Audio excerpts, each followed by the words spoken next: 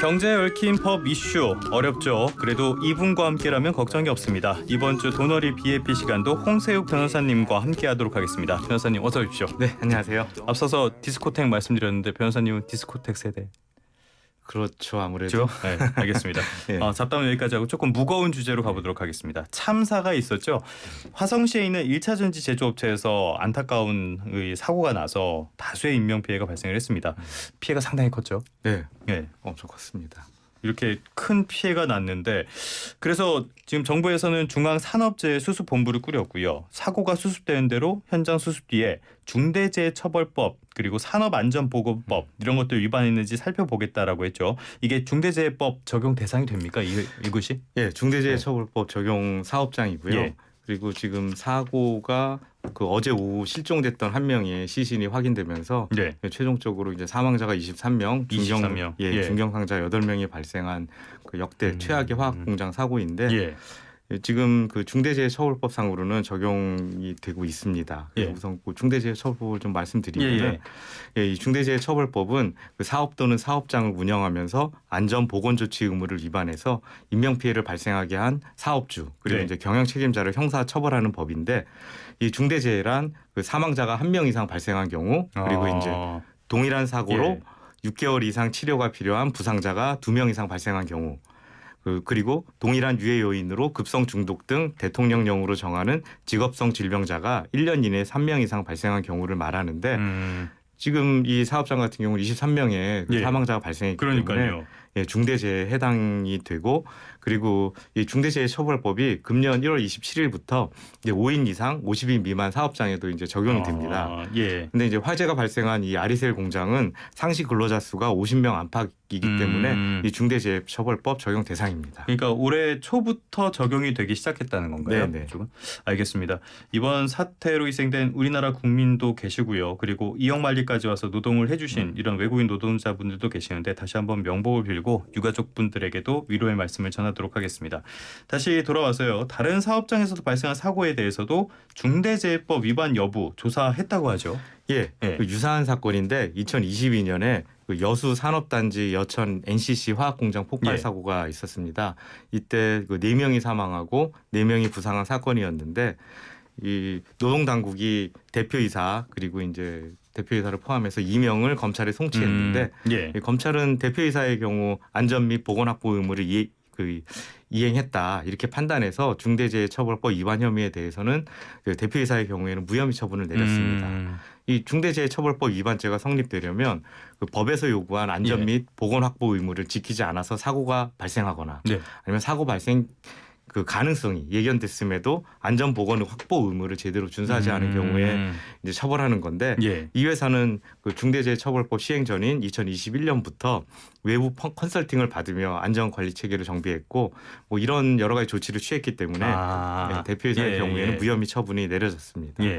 뭐 반면에 이제 공장 대표와 하청업체 대표 등 뭐 실제 책임이 있는 그 현장 관리 책임자들은 업무상 과실치사 혐의로 기소가 됐고요. 그러니까 중대재해처벌법 이쪽에 저촉이 됐다고 하더라도 반드시 대표이사가 처벌받는 건 아니군요. 이렇게, 그렇죠. 이렇게 적절한 조치가 있었을 때는 처벌받지 않는 경우도 있다는 건데 이번 사고 사망자 보면은 외국인 노동자들이 많아서 저는 개인적으로 이 부분이 굉장히 좀 안타까웠는데요. 정부는 이들에 대한 불법 체류 여부 이런 것들을 조사한다고 해요. 아리셀 쪽에서는 일용직 노동자의 불법 파견 없었다라고 설명을 했는데 이건 아직 확인을 해봐야 되는 내용인 거죠? 네, 그렇죠. 이 파견 근로자 보호 등에 관한 법률 파견법이라고 하는데 이 파견법상 제조업에 있어서는 파견 근로를 불허하고 있습니다. 근데 이제 이때 그 아리셀의 합청업체인 메이셀이 실질적으로 인력 파견 업체의 형태로 운영됐다. 그러면 아리셀의 이 근로자를 파견하는 그 사내 하청 역할을 한 것이기 때문에 이 불법 파견이 될 수 있습니다. 그러니까 형태로는 그렇지 않아도 실제로 불법 파견 형태라면은 문제가 된다. 그래서 이제 그 박승관 아리셀 대표의 경우에는 기자회견을 열어서 불법 파견 없었다 이렇게 하지만 아마 고용노동부와 경찰에서는 그 수사를 뭐 통해서 이제 불법 파견 여부 이렇게 조사할 것으로 이제 보여집니다. 사실 보니까 뭐 하청업체에서는 다소 다른 증언도 나왔다 그러던데 이 부분도 한번 지켜봐야 될 것 같고요. 이 리튬 이쪽에 대한 문제가 지금 계속 커지고 있는데 리튬이 사실은 좀 위험하다고도 볼 수 있는 물질이잖아요. 네네. 그래서 안전 대책 마련이 필요하다 이런 지적도 나오고 있죠. 예. 예. 그 리튬이온 배터리는 그 화재 발생 시 불과 함께 그 엄청난 열이 발생한다고 그렇죠, 합니다. 그렇죠. 예. 그래서 이제 이 근처에 있는 다른 배터리에도 연쇄 폭발을 일으키고 또 1차로 불이 꺼졌다 해도 화학적 반응으로 다시 화재가 예. 발생하는 경우도 있어서 화재 진압이 매우 어렵다고 합니다. 음. 예, 그리고 최근에 이 리튬이온 배터리가 전기차 등에 많이 그렇죠, 사용되고 그렇죠. 있기 때문에 예. 전기차 화재 사고도 많습니다. 그래서 이제 그 전기차 회사인 테슬라죠. 예. 테슬라의 대응 지침이 있는데 요걸 좀 참고해서 우리도 참고할 필요가 있을 것 같습니다. 예. 뭐 간단히 좀 말씀드리면 네네.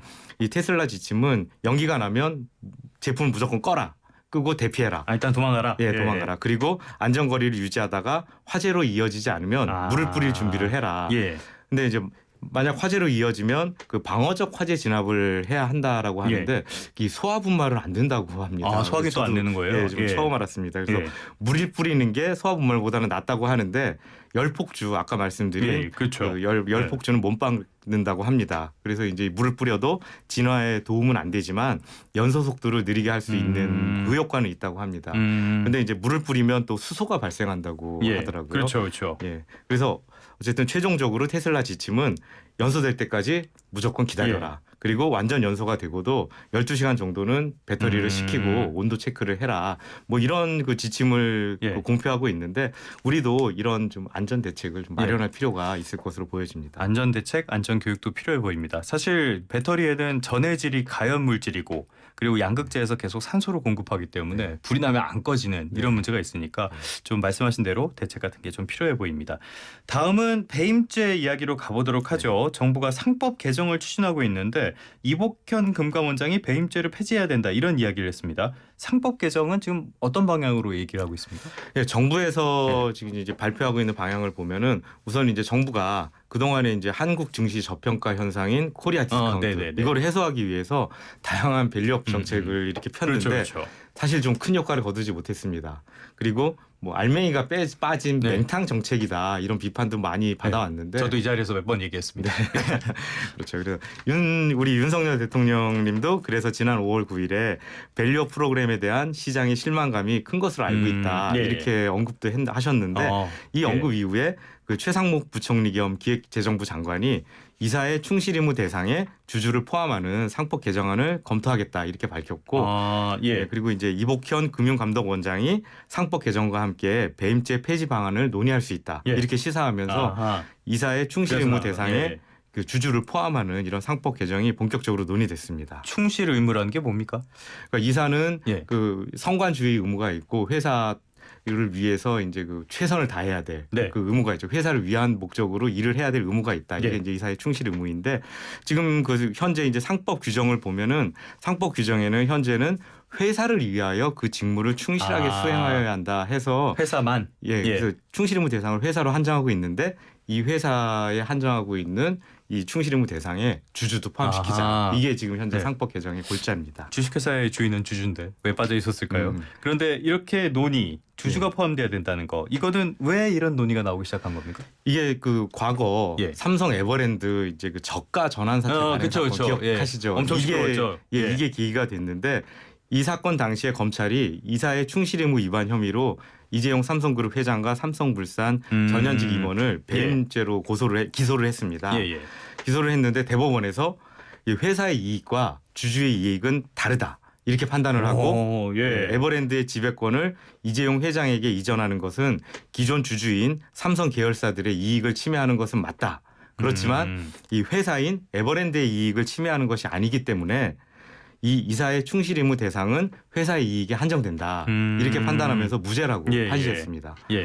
그러니까 이 사건 대법원 판결이 나고 나니까 그러면 현행 상법 규정으로는 이사들이 부당합병, 그러니까 쪼개기 상장 이런 회사에만 도움되면 다 오케이 해야 되겠네요. 예, 그렇죠. 이거는 일반 주주의 이익을 침해하는 거는 맞는데 그렇죠.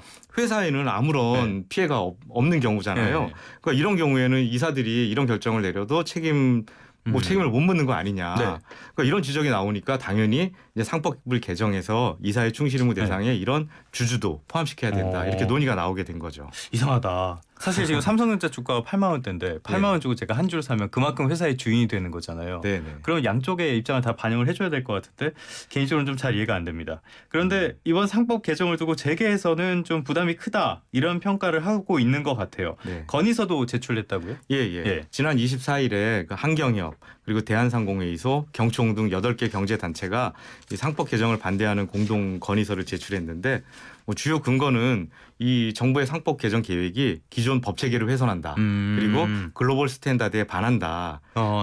주요국 중 이사의 충실 의무 범위를 회사를 넘어서 주주의 이익까지 포함하는 경우는 매우 드물다. 그러니까 제가 좀 이상하다고 생각을 했는데 실제로 이게 일반적이라는 거네요. 예, 그렇죠. 그리고 근데 이제 그 뭐 아니다. 이사의 충실 의무를 주주까지 확대해야 된다라고 이제 하는 견해도 있는데 이 견해는 미국 델라웨어주의 회사법을 근거로 들고 있습니다. 이 델라웨어 회사법은 회사나 그 주주에 대한 이사의 충실 의무 위반이 있는 경우 이렇게 규정을 해가지고 이 주주에 대한 이사의 충실 의무를 명시하고 있다 이렇게 주장하기도 하고 있는데 여기서 그 경제단체들은 이런 델라웨어 해석법 규정은 아니다. 이 회사의 이익이 되면 주주에게도 이익이 된다라는 일반적인 문구인 거지 이게 그 이사의 충실 의무에 꼭 그건 아니다. 포함시킨 건 아니다. 이렇게 반박하고 있죠.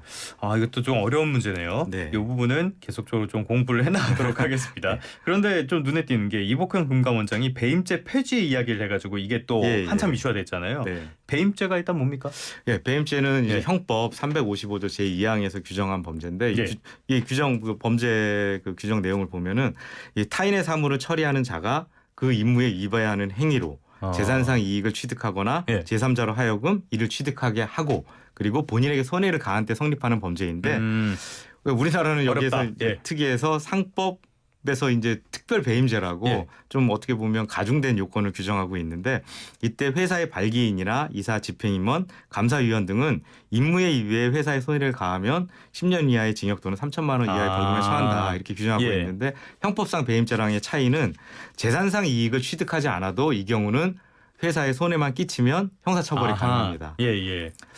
그럼 이게 배임죄 폐지 이야기를 왜 갑자기 나온 거예요? 이건? 그렇죠. 이게 상법도 그렇고 형법도 그렇고 소관부처는 법무부인데 그러니까 금감원장이 왜 갑자기 이 금감원장이 왜 이런 얘기를 하느냐 뭐 낄낄빠빠라는 얘기도 하는데 근데 이제 이게 아마 좀 제가 생각하기에는 에버랜드 전환 사채 사건 이후에 이사의 충실 의무 법리 다툼이 치열하게 벌어진 사건이 그 삼성물산 제일모직 합병 사건입니다. 이것도 혹시 알고 계시죠? 이 사건 수사팀장이 윤석열 대통령이셨고요. 이건 몰랐습니다. 그리고 공소장을 쓴 검사가 이복현 원장님이셨습니다. 그래서 아마도 이 사건 수사했던 그 경험이 이제 작용한 게 아닌가 이렇게 보여지고 또 그러다 보니까 이복현 원장님이 이 사건을 수사한 경험으로 이사의 충실 의무 범위를 주주까지 넓힌 경우 이사에 대한 배임죄 형사처벌 가능성도 당연히 높아지니까 그렇겠죠. 뭐 당연히 이런 재계의 우려는 뭐 충분히 공감한다. 이런 취지 때문에 상법 개정 시 배임죄를 폐지해야 한다. 이렇게 제안하고 있는 것으로 이제 보여지고 또 그리고 이복현 원장이 해외에서는 이제 배임죄 사례가 없다. 이렇게 이제 말씀도 하셨는데 이거는 아마도 이제 그 아까 앞에서 말씀드린 것처럼 이사의 충실 의무 위반의 경우에 배임죄로 처벌하는 경우는 거의 없습니다. 그러니까 재계 쪽을 약간 달래는. 그렇죠. 근데 실제로 외국에는 배임죄가 없어요? 배임죄가 그 없는 거는 아니고 이사의 충실 의무 위반의 경우를 이제 배임죄로 처벌하는 경우가 없다라고 하는 건데 이제 미국 같은 경우는 이제 그 배임죄 처벌 규정 미국이나 영국은 아예 배임죄를 처벌하지 않습니다. 그래요. 배임에 해당하는 문제는 민사상 손해배상이나 사기죄 이걸로 이제 처리하고 있는데 뭐 독일이나 일본 같은 경우는 배임죄가 있긴 하지만 우리나라 형법처럼 뭐 아까 말씀드린 것처럼 일반 배임죄 있고 업무상 배임죄도 있고 또 상법에서 이제 그 특별 배임죄도 규정하고 있다고 하지 않습니까? 이런 경우까지 가지고 있는 경우는 드물고 또 우리나라는 이 배임죄도 50억이 넘어가는 경우는 특경법, 이제 특정 경제 범죄 가중 처벌법이 적용이 되는데 이 경우는 5년 이상 그리고 이제 무기징역 이하까지 이제 처벌이 가능하거든요. 이거 사람 죽인 수준. 살인죄랑 비슷. 그렇습니다. 굉장히 이렇게 무겁습니다. 우리나라는. 그러니까 실제로 약간 좀 과도한 측면이 있는 건 사실이라고 봐야겠네요. 네, 그렇죠. 알겠습니다. 지금 그런데 이 배임죄 폐지 카드를 두고 상법 개정에 찬성하는 측도 반대하는 쪽도 모두 적절하지 못하다. 이런 식으로 좀 뭐 예, 중간에 그렇습니다. 딱 꼈네요. 예, 어디서도 환영을 받지 못하고 있는데 별로 평가 안 좋네. 예, 이 상폭 개정 반대하는 뭐 경제단체 쪽이죠. 예. 이쪽에서도 배임죄 폐지는 환영한다. 그렇지만 상폭 개정은 별게 아니냐. 아 다른 문제다. 예. 그리고 이사의 충실 의무를 주주까지 확대하는 경우 배임죄가 없다 하더라도 이사의 손해배상 책임, 즉 민사 예. 책임은 그대로 남고 예. 오히려 이거는 더 넓어지는 거 아니냐. 그래서 민사소송의 위험은 오히려 증가한다. 예. 그렇기 때문에 이 배임죄를 폐지한다 하더라도 이사회가 개최했을 때 이사들이 소극적이고 보수적인 의사결정을 할 수밖에 없지 않느냐 이렇게 주장을 하고 있고요. 예. 그다음에 이제 상폭 개정 찬성하는 예. 쪽도 야, 상폭 개정은 상폭 개정이고 배임죄가 잘못되면 그거는 그거대로 고쳐야지 뭐 이렇게 딜하듯이 예. 거래하듯이 상폭 개정과 배임죄를 뭐 맞바꾸는 것처럼 이렇게 네. 동시에 논의하는 거는 좀 말도 안 된다. 아니, 사실 그러니까 좀 요만큼은 하니까 이거는 줄게 뭐 이건 안 된다. 그러니까 예. 딜할 수 있는 문제가 아니다. 이렇게 이제 말이 나오고 있는 거죠. 뭐 양쪽 얘기에 다 일리가 있어서 제가 네. 팔랑귀라서 그런지 모르겠지만 아무튼 그러면은 상법 논의라는 것 자체가 기업 밸류업 여기에 네. 들어가는 거잖아요. 그러니까 예, 예. 코리아 디스카운트를 해소하는 방안. 예. 뭐 이게 실질적으로 도움이 될 만한 조치를 변호사님이 꼽으신다면 어떤 게 있을까요? 이제 말씀하신 것처럼 이렇게 코리아 디스카운트의 원인 중에 하나가 이 뭐 후진적 기업 지배 구조에 따른 예, 예. 뭐 그렇죠. 주식 저평가다 이렇게 하기 때문에 어떻게 보면 이사의 충실 의무 확대하는 경우 좀 지배주주 사익을 방지하고 일반 주주의 이익을 보호하는 측면이 있기 때문에 예. 지금 현재 상법 개정안도 글쎄 한번 추진될 필요성도 있지 않나라는 생각도 논의할 필요가 드는데 있다. 예. 뭐 추가해서 상속세 인하 그리고 저번 시간에 말씀드렸는데 상속세 인하를 통해서 원활한 기업 승계 그리고 이제 공매도 제도 개혁 그리고 법인세 그리고 이제 뭐 배당 소득세 이런 것들 경감하는 것도 이제 필요하다고 보여집니다. 예. 근데 무엇보다 중요한 건 이 기업 밸류업을 위한 정부의 정말 방향성 그리고 강력한 의지 이게 가장 중요하지 않을까 생각됩니다. 알겠습니다. 조금 전에 공매도 언급해 주셔가지고 악플이 좀 달릴 것 같은데 그거는 공매도 네. 이야기는 나중에 네. 자세히 한번 다뤄보도록 네, 하겠습니다. 알겠습니다. 지금까지 홍세욱 변호사님과 이야기 한번 나눠봤습니다. 오늘 말씀 여기까지 듣겠습니다. 고맙습니다. 네, 감사합니다.